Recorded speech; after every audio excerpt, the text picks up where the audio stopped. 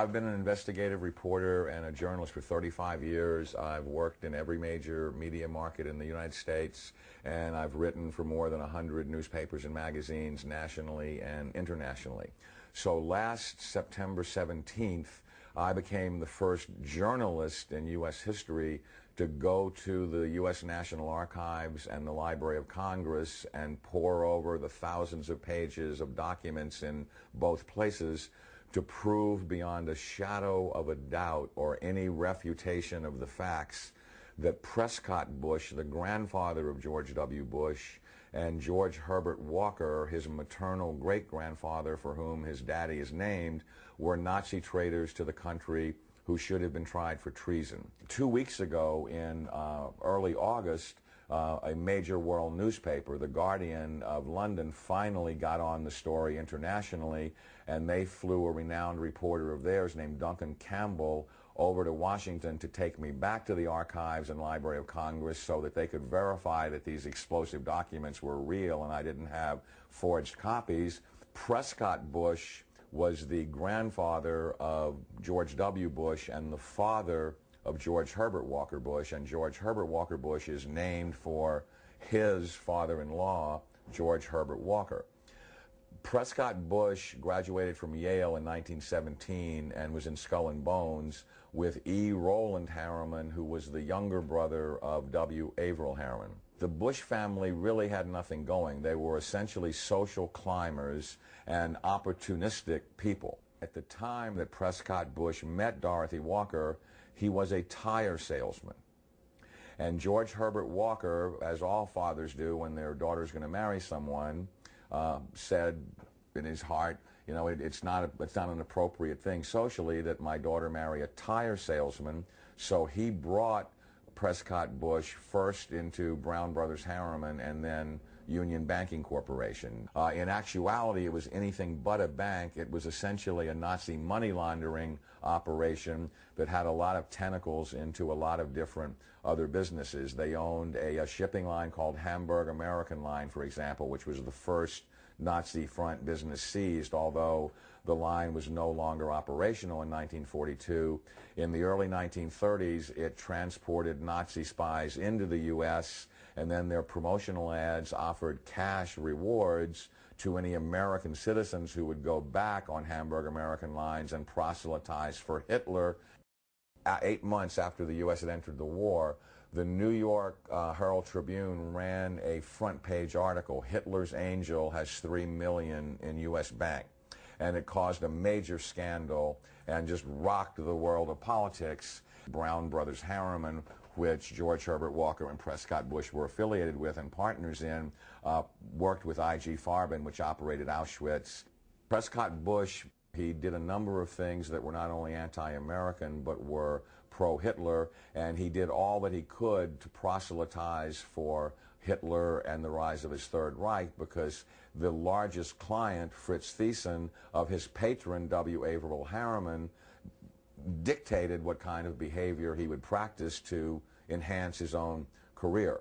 So he was put on the board of directors of Union Banking Corporation, and he was also a shareholder in Union Banking Corporation along with E. Rowland Harriman. But what's interesting about what the documents show is that they clearly state that all of the shareholders were phantom shareholders for Fritz Thyssen and did his bidding directly.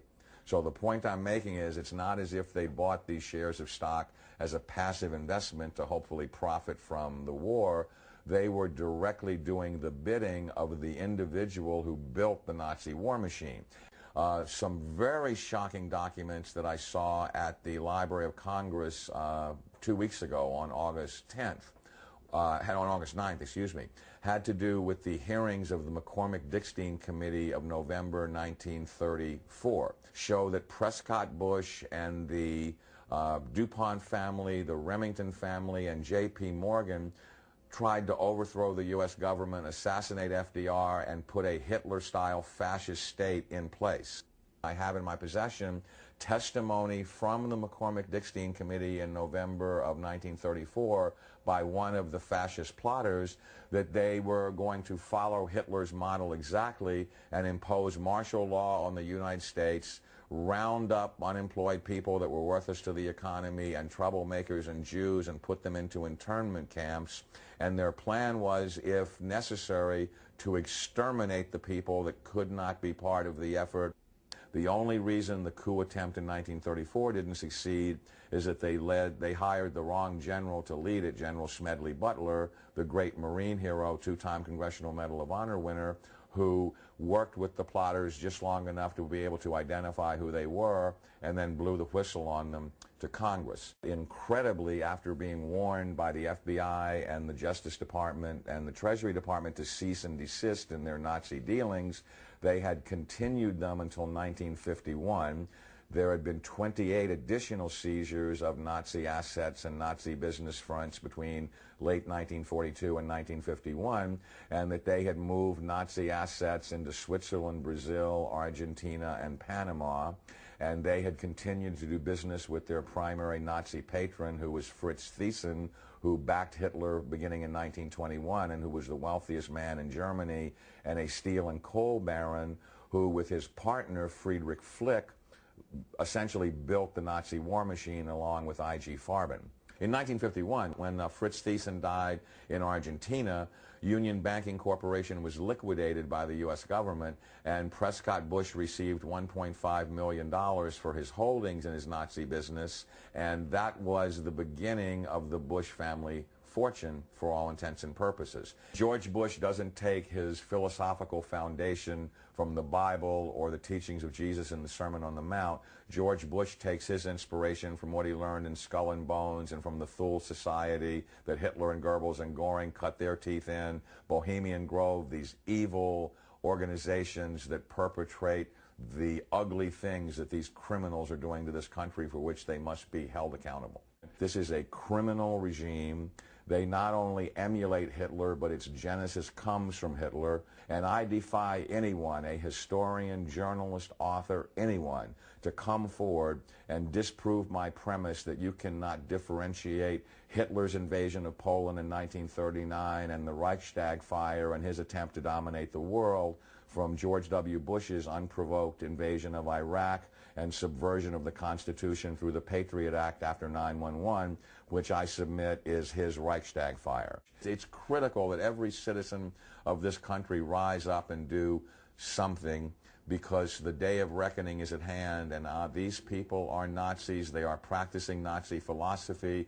They are mimicking Nazi tactics, and time is running out. George W. Bush visiting the slave labor camp where his grandfather helped build the Bush family fortune on free Jewish slave labor.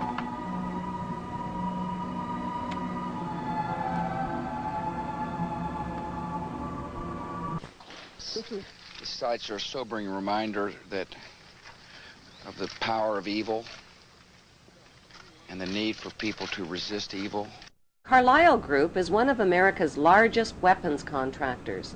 For the Bush and bin Laden families, war means profits, big profits.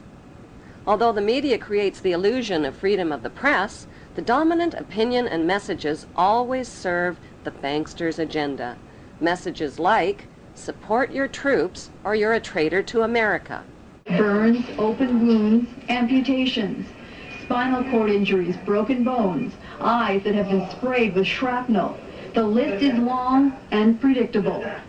The chilling reality is that up to 15% of the tax money deducted from your paycheck each month buys the bombs and pays the salaries of troops to commit these atrocities. Rivers of blood from innocent families and their children is on everybody's hands. The plan for world domination by the banksters cannot be accomplished without your cooperation.